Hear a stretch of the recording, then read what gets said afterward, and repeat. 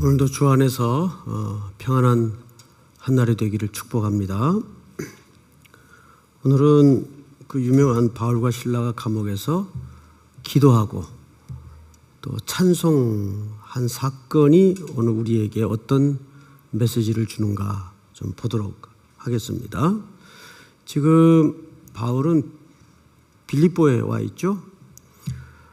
빌립보는 마게도냐라는 큰 지역의 도성입니다. 굉장히 큰 지역입니다. 이 빌립보는 아시는 것처럼 리틀 로마라고 불리울 정도로 로마의 가치, 로마의 철학, 로마의 색채가 가장 짙은 곳이 빌립보입니다. 바울은 여기 본인이 오려고 계획을 해서 온 곳이 아니에요. 원래 그는 무시아, 비두니아, 저 갈라디아 북쪽, 아시아 쪽으로 가려고 했었죠. 그러다가 성령에 거듭되는 제어에도 불구하고 그가 고집을 꺾지 않자 그 유명한 환상을 한밤중 만나게 됩니다. 마게도냐 환상을 보게 되죠. 그 환상을 통해서 결국 바울의 계획이 인간적으로는 틀어지고 하나님의 시각에서는 바로 잡힙니다. 왜냐하면 바울의 북아시아 쪽 선교가 상당히 잘 되고 있었어요. 그래서 그쪽으로 가는 게 하나님의 뜻인 줄 알았어요. 거듭되는 성령의 경고에도 그는 그래서 고집을 꺾지 않았죠. 항상 우리가 잘 된다고 다 하나님의 뜻은 아닙니다. 더 중요한 것은 거기 하나님의 계획이 있는가, 그걸 살피는 것이 더 중요하겠죠. 이렇게 해서 그가 천신만고 끝에 도착한 데가 마게도냐입니다. 그리고 이제 지금 빌립보에 와 있는데 여기서 16절에 보니까 우리가 기도하는 곳에 가다가 이 기도 초소입니다. 보통 유대인들은 흩어져서 이제 많이 살았는데 유대 남자 10명만 있으면 반드시 있어야 되는 것이 회당입니다. 그런데 기도처를 찾은 걸로 보아서 회당도 없었다는 얘기예요. 그 말은 그만큼 이쪽에는 유대인들이 살지 않았다는 뜻이 되기도 합니다. 철저히 이방 땅이죠. 원래 바울을 하나님이 다메섹에서 부르실 때 주신 말씀이 그 바울에게 향한 하나님의 계획이 뭐였는가 하면 너는 이방을 위하여 택한 나의 그릇이라 그랬어요. 그러니까 하나님의 원래 계획이 맞습니다. 철저히 로마의 색채가 가장 짙게 녹아진 빌립보에 지금 들어와 있는데 누구를 만나냐 하면 기도하는 곳을 찾으러 돌아다니다가 점치는 귀신 들린 여종 하나를 만나게 됩니다. 그런데 이 여종은 독립적인 존재가 아니에요. 누군가의 또 이중으로 묶여 있어요. 볼까요? 점치는 귀신 들린 여종 하나를 만나니 점으로 그 주인들에게 큰 이익을 주는지라 이렇게 돼 있어요. 이게 무슨 뜻이냐 하면 주인이 복수로 돼 있습니다. 그렇죠? 주인들에게. 그러니까 이 사람 저 사람에게 종속되어서 게다가 귀신이 들려서 그 사람들에게 수많은 이익을 제공하는 아주 불행한 운명을 가진 기구한 여인이에요. 제가 부임하던 해 2012년도인데 부임하자마자 그 다음날 제주 선교를 갔었어요. 월요일 날. 그리고 이제 좀 그 제주 지역의 목회자들과 이제 부임 인사를 나누면서 식사를 하는데 식사 자리에서 그 목사님들이 재밌는 얘기를 하나 하더라고요. 목사님, 제주는 관광객도 많고 발전된 섬이긴 해도 여전히 섬이라는 특징과 바다를 끼고 있는 까닭에 사람들이 의식 구조에 굉장히 샤머니즘이 많습니다. 무속적인 개념이 많이 녹아져 있습니다. 교회 문화 속에도 그런 게 굉장히 많대요. 다 멀쩡하게 교회 중직자들인데도 여기에서 저기로 이사를 갈 때는 꼭 날짜를 잡는답니다. 그 뭐 손 없는 날 그런 거 있죠? 그 예수 믿는 분들이. 근데 이야기가 거기까지 되었으면 평범할 이야기였을 텐데 이사를 하는데 밤 12시에 꼭 이사를 한대요. 이게 왜 그러냐 봤더니 그 12시에 그 손 없는 날에는 귀신들이 한라산 정상에서 회의를 하는 시간이래요. 그래서 귀신도 모르게 이사를 하느라고 12시에 그 난리를 친다는 거예요. 이거 목사님들이 해준 얘기입니다. 진짜 웃기죠. 이게 이제 우리 한국 기독교의 또 일면입니다, 사실은. 저 남산 밑에 그 흰 깃발, 빨간 빛깔 그 깃발 꽂은 많은 무당 집들이 있어요. 그 남대문 쪽으로. 거기에 그렇게 권사 장로님들이 많이 방문을 한답니다. 답답하면. 그래서 그렇게 은혜를 받고 간대요. 저물처 중에. 헷갈리는 거죠.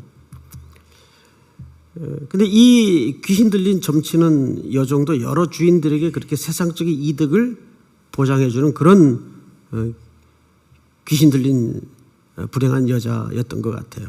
바울이 그 귀신을 쫓아낸 거예요. 그 세상과 도시 자체가 상징하는 아이콘 같은 존재예요. 귀신을 쫓아낸 거예요. 그럼 이제 점을 더 이상 못 치죠. 그럼 누가 손해입니까? 주인들이 손해입니다. 열받았죠? 바울에게 화가 났어요. 이상한 것이 하나 굴러 들어와 가지고 우리의 이익을 끊었다. 이렇게 된 겁니다. 그래서 어떤 일을 벌이는가? 17절을 한번 볼까요? 그가 바울과 우리를 따라와 소리 질러 이르되 이 사람들은 지극히 높은 하나님의 종으로서 구원의 길을 너희에게 전하는 자라 하며 18절 시작. 이같이 여러 날을 하는지라 바울이 심히 괴로워하여 돌이켜 그 귀신에게 이르되 예수 그리스도의 이름으로 내가 내게 명하노니 그에게서 나오라 하니 귀신이 즉시 나오니라. 귀신이 쫓겨났어요. 19절 여종의 주인들은 자기 수익의 소망이 끊어진 것을 보고 바울과 실라를 붙잡아 장터로 관리들에게 끌어갔다가 20절 다 같이 시작. 상관들 앞에 데리고 가서 말하되 이 사람들이 유대인인데 우리 성을 심히 요란하게 하여. 네, 이 일로 이제 고발을 당한 겁니다. 바울과 실라가. 로마 당국은 종교가 뭐냐는 그렇게 크게 관심을 갖지 않아요. 항상 로마 당국이 가장 주목하는 초점은 사회 기강을 문란시키거나 소란케 하는 이 질서를 무너뜨리는 문제에 대해서는 아주 가혹하게 처벌을 했습니다. 그래서 이 관리들이 죄목이 뭐냐 하면 소란케 한 죄목이에요. 그가 무슨 도를 전했느냐 별로 관심이 없어요. 왜 네가 이상한 얘기를 자꾸 하고 돌아다녀가지고 이렇게 우리 조용한 사회를 평화로운 로마를 시끄럽게 만드느냐, 이 죄목으로 고발을 당한 겁니다. 자, 20절을 한번 볼까요? 상관들 앞에 데리고 가서 말하되 이 사람이 유대인인데 우리 성을 심히 요란하게 하여. 그래서 이 요란하게 하여라는 말을 강조하는 거예요. 그리고 21절 제가 있습니다. 로마 사람인 우리가 받지도 못하고 행하지도 못할 풍속을 전한다 하거늘. 22절 다 같이 시작.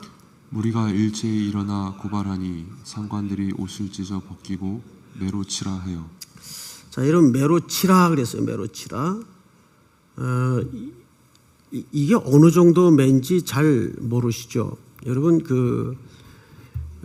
로마는 집정관이라는 지위가 있습니다. 근데 그 집정관 밑에 12명의 릭토르가 한 조가 이루어져서 따라다닙니다.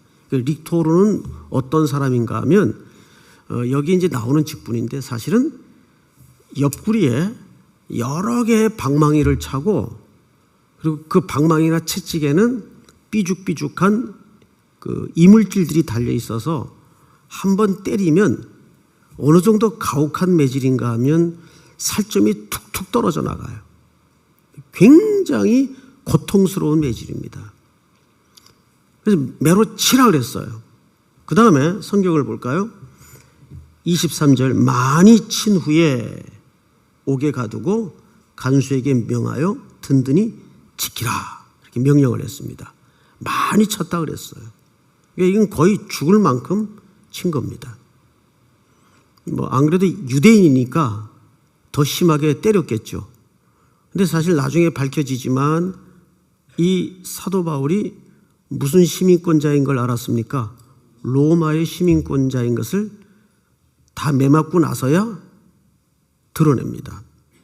자, 그리고 이제 24절을 볼까요? 그가 이러한 명령을 받아 그들을 깊은 옥에 가두고 이렇게 돼 있어요. 무슨 옥이라고 돼 있죠? 예, 깊은 옥이라고 돼 있어요. 앞에 옥에 가둬라라는 명령과는 좀 다른 옥입니다. 이 깊은 옥이라는 것은 로마는 세 가지 종류의 옥이 있는데 첫째, 지상에 설치된 옥이 있어요. 그 옥을 코무리오라, 지상에 그냥 일반 경미한 잡범들이 한시적으로 들어갔다가 이제 벌 받고 나오는 코무리오라, 지상에 있는 감옥이에요. 그런데 지하 1층쯤 위치에서 설치한 옥이 있어요. 예, 하옥인데 또 다른 말로는 내옥이라고 그래요. 내옥. 인테리오라라고 합니다. 인테리오라. 이게 이제 조금 더 중한 죄목들을 이제 판정해서 그 사람들을 거기다가 집어넣습니다. 그리고 이제 중범죄자들과 사형수들은 더 미친 지하의 하옥에다 집어넣습니다. 이 하옥은 뭐라고 얘기하냐면 툴리아눔, 바로 여기서 말하는 깊은 옥이에요. 24절을 볼까요? 그가 이러한 명령을 받아 그들을 어디에 놓았다고 되어 있어요? 깊은 옥. 그러니까 이 깊은 옥은 지상의 1층의 코무리오라도 아니고 인테리오라도 아닌 아주 중범죄자들과 사형수들만 가두는 그 옥을 얘기하는 거예요. 그러니까 이 말은 무슨 얘기가 되냐면 사도 바울을 이렇게 해가지고 거의 처형하려는 의도를 가지고 깊은 옥에다가 집어넣은 겁니다. 그때 이제 한밤중이 됐어요. 밤이 깊었다 그 말이죠. 바울과 실라가 기도하고 하나님을 찬송하며 죄수들이 듣더라 이렇게 돼 있어요. 자, 그런데 여러분 지금 바울과 실라의 상태가 어떤 상태인가 하면 착고에 묶여져 있습니다. 간단히 설명하면 이런 거예요. 나무 판때기가 이렇게 길게 있으면 여기 여러 구멍이 있어요. 그래서 그걸 이제 벌렸다 잠궜다 하게 돼 있습니다. 그러면 양쪽에서 마주보고 발을 넓게 이렇게 구멍 간격이 여러 개가 있을 거 아니에요? 그러면 다리를 벌린 상태로 거기에다 발목을 집어넣습니다. 그리고 자물쇠로 채워버리는 거예요. 그러면 바울과 실라가 서로 마주보고 다리를 강제적으로 벌린 채 묶여서 그러고 있는. 그리고 뭘 했다는 얘기예요? 기도하고 찬송했다 그 말이에요. 기도하고 찬송했다. 근데 그 기도하고 찬송 소리를 죄수들이 어떻게 했어요? 듣더라. 찬송을 들었다라고 되어 있습니다. 찬송하는 모습을 봤다 그 말이에요, 사실은. 자, 그러면 우린 여기서 오늘 이제 주제로 좀 들어가도록 하겠습니다. 보통 기도는 일상적으로, 일반적으로 편안할 때 하게 돼 있습니까? 절박할 때 하게 돼 있습니까? 절박할 때 하게 돼 있죠. 반대로 찬송은 평안할 때 합니까? 절박할 때 합니까? 예? 평안할 때 하죠. 그렇죠? 이 두 개가 갖고 있는 함수 관계를 우리가 풀어야 돼요. 왜? 절박할 때 나올 수밖에 없는 지금 상황에서의 기도 속에 바울은 평안할 때 터져 나오는 찬송을 같이 어우러져 하게 되었을까? 그리고 이 말이 갖는 이 감옥 안에서의 상황이 던져주는 메시지는 뭘까? 이걸 우리가 오늘 기도라는 큰 주제 속에서 살펴봐야 돼요. 여러분 시편 40편을 한번 읽어볼까요? 1절서부터 내가 여호와를 기다리고 기다렸더니 귀를 기울이사 나의 부르짖음을 들으셨도다. 나를 기가 막힐 웅덩이와 수렁에서 끌어올리시고 내 발을 반석 위에 두사 내 걸음을 견고하게 하셨도다. 3절 시작. 새 노래 곧 우리 하나님께 올릴 찬송을 내 입에 두셨으니 많은 사람이 보고 두려워하여 여호와를 의지하리로다. 정확하게 오늘 감옥의 상황이 시인의 입을 통해서 일찍이 노래되었던 적이 있어요. 새 노래 곧 우리 하나님께 올릴 찬송을 내 입에 두셨으니, 그러면 내 입에 두셨다는 이 말과 문법 자체가 이 찬송은 누가 하도록 역사하신 찬송이라는 말입니까? 하나님이 수렁에서 끌어올린 이 시인의 입술을 통해 터지게 한 노래예요. 내 입에 두셨으니 많은 사람이 어떻게 하고 보고 그 찬송하는 모습을 보았다 그 말이에요. 보고 하나님을 두려워하고 의지했다. 하나님을 의지하게 되었다. 정확하게 이 감옥의 상황을 그대로 일찍이 시인은 노래했어요. 자, 여러분 이제 어떤 책들을 보면 이렇게 이 부분을 설명했더라고요. 예를 들면 우리식 좀 개념이죠. 바울과 실라는 감옥이라는 역경 속에서도 굴하지 않고 하나님을 향하여 기도하고 감사의 기도를 드리고 찬송을 드렸다. 이게 조금 이게 동의가 안 돼요, 잘. 왜냐하면 여러분 23절, 22절에서 보면 바울이 지금 어느 정도로 맞았어요? 죽을 만큼 얻어맞았어요. 지금 온몸의 뼈마디가 쑤시는 정도가 아니에요. 그런데 어떻게 거기서 그 고통과 아픔을 감사해서 기도하고 감사해서 찬송이 나왔을까요? 생각을 해보세요. 결국은 감옥에 던져졌는데 바울이 무슨 생각을 했을까요? 거 봐요, 하나님. 내가 언제 일로 온다 그랬어요? 나 원래 아시아로 가려고 했어요. 근데 왜 나를 강제적으로 이렇게 밀어넣어서 순종했더니 순종한 죄밖에 없는데, 그래 결국 그 끝이 매질과 감옥입니까? 왜 이런 생각이 안 들었겠어요, 여러분? 자, 그런데 우리가 자막을 하나 볼까요? 첫 번째 다 같이 읽겠습니다. 시작. 성도의 고통 속에 하나님의 메시지를 준비하신다. 이거는 정확합니다. 성도의 고통 속에 하나님은 뭘 준비하세요? 하나님의 메시지를 담으세요. 예를 들어서 한나의 평생의 깊은 슬픔이 사실은 현실적으로는 아이를 갖지 못하는 고통이었어요.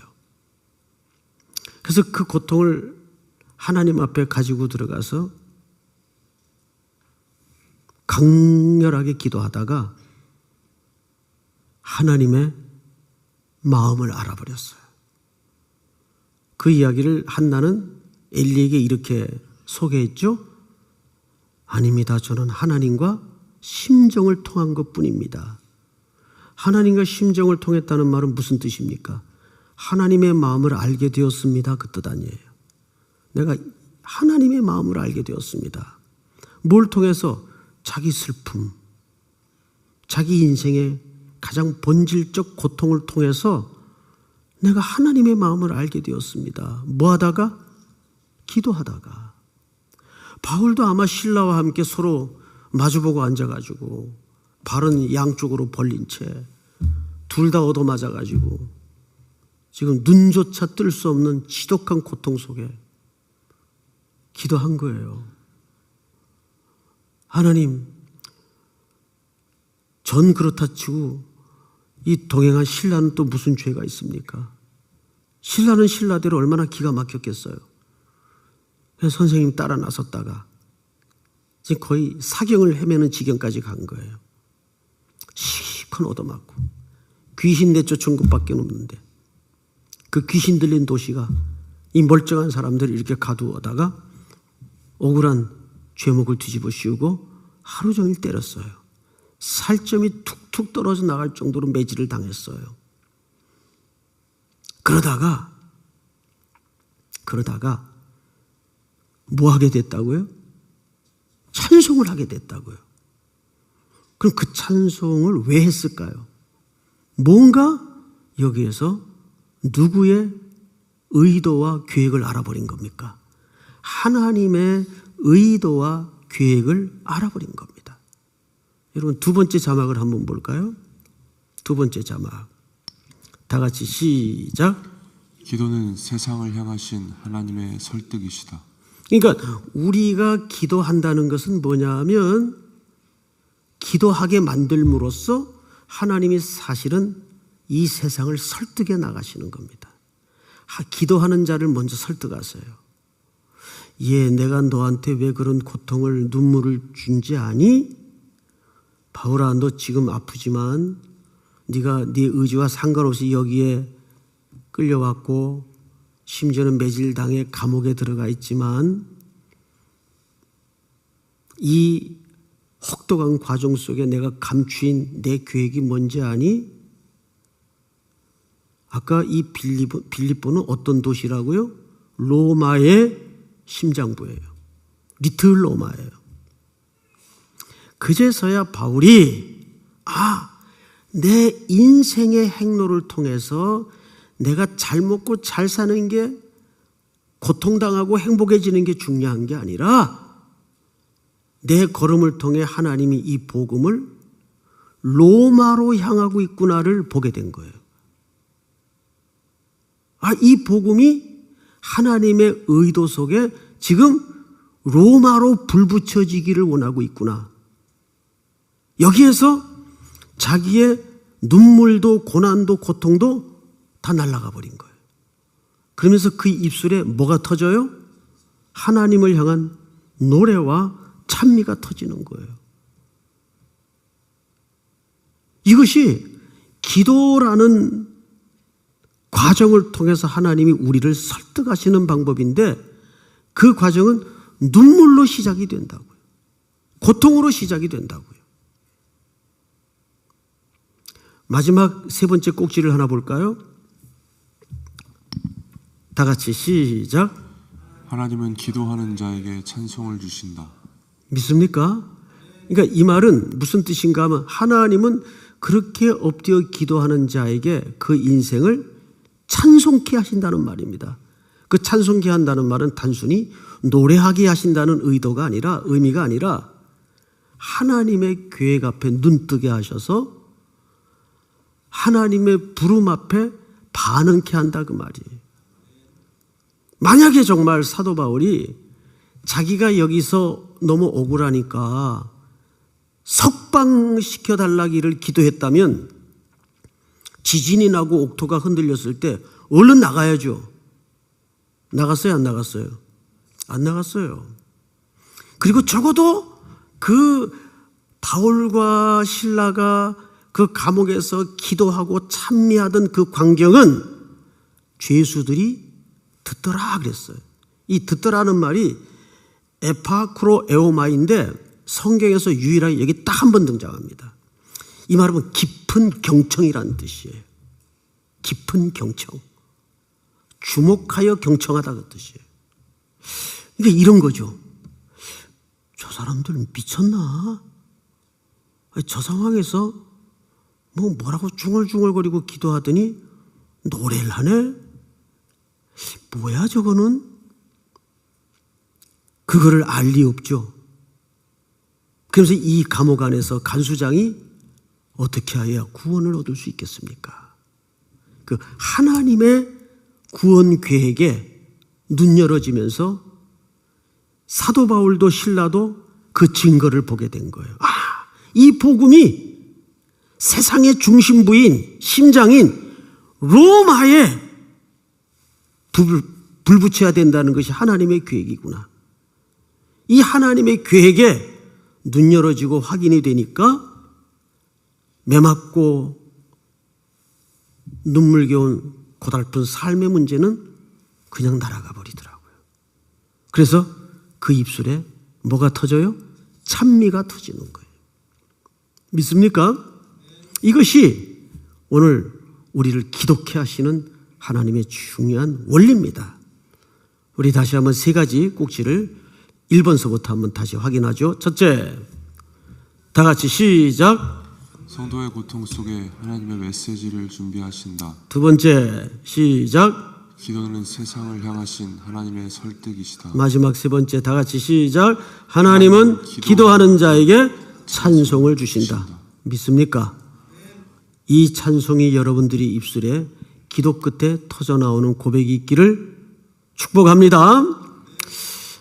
오늘은 우리가 기도 제목을 좀 구체적으로 나누겠는데, 요즘 눈만 뜨고 나면 세상이 뒤집어지고 엎어지고 해요. 특별히 또 지금 특사가 북녘에 가 있죠. 정치인들은 그것이 정치로 이해하지만 우리는 하나님의 손길로 다 봐야 돼요. 믿습니까? 어느 것 하늘에 하찮은 새 한 마리도 주의 허락 없이는 떨고 뜨림이 없어요. 들에 핀 잡풀 하나도 하나님의 허락 없이 배임받음이 없습니다. 오늘 내 인생사에 일어나는 크고 작은 일들을 깊이 주목해 하시고 하나님 안에서 묻게 하시고 우리의 허락한 눈물, 고통의 메시지가 하나님의 메시지로 바뀌게 하시고 그 강렬한 기도 끝에 분명 우리 입술에 찬송을 열어주실 줄을 믿습니다 하는 고백으로 간절히 기도하시다가 일어서는 아침이 되기를 축복합니다. 우리 다 같이 주여 한번 부른 다음에 통성으로 기도하겠습니다. 주여, 하나님 은혜를 진심으로 감사를 드립니다. 바울과 실라가 복음 전하다가 고난당하고 매질당하고